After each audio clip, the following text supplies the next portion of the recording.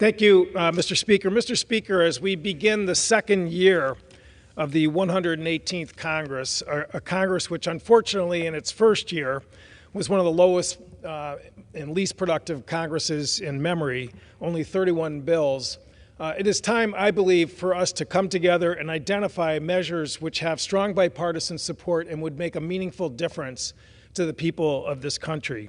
One of those bills is H.R. 2663, the Workplace Violence Prevention for Healthcare Workers and Social Workers Act.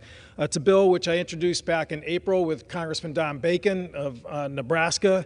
We have 151 co-sponsors. 10 Republicans are part of this effort.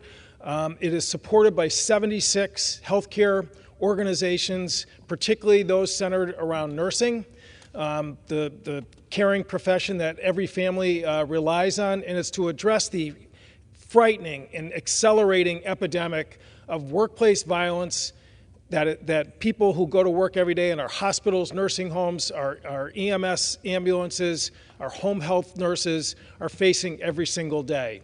And again, that's just not sort of rhetoric. We did a GAO study a number of years ago and found, in fact, that people who work in the healthcare sector suffer injuries, sometimes serious, sometimes fatal, 5 times more likely than any other sector in the U.S. economy. There are ways to address this, Mr. Speaker, in terms of putting into practice preventative measures which hospitals, some have endorsed and used around the country that, again, train up our staff, give them, again, a way to identify high-risk patients, give them the equipment, whether it's panic buttons or alerts, to get help when they need it, and in some instances to provide more security, dealing, again, with more high-risk patients.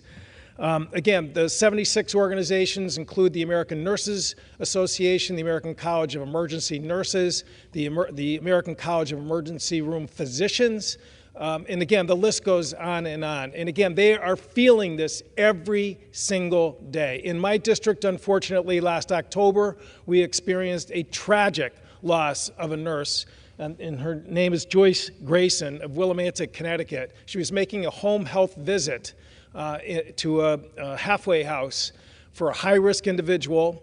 He was on a sex offender list, had been convicted of a violent crime, and she went in at 8 o'clock in the morning to administer medication, and she never left. She was found stabbed to death. This is a woman who was 63 years old, 36 years as a nurse, 26 with the state of Connecticut Department of Mental Health and Addiction Services, 10 years as a home health nurse, mother of 6, brought in foster care children. She was identified and awarded the Foster Care Parent of the Year in the state of Connecticut in 2017 by the Department of Children and Families. She was an angel. That was the way she was described at the time that we as a state came together to mourn her. But her family has asked one thing. They want to see change. Their lawyer, Kelly Reardon of New London, Connecticut, gave an interview recently, and that was what the family is begging for. They don't want this to happen again.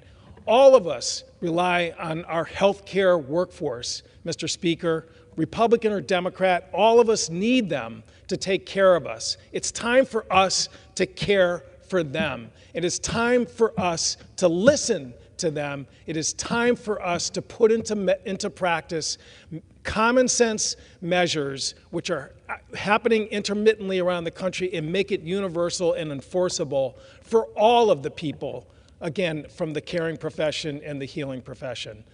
Let's pass H.R. 2663 in this Congress and do something meaningful for the American people. I yield back.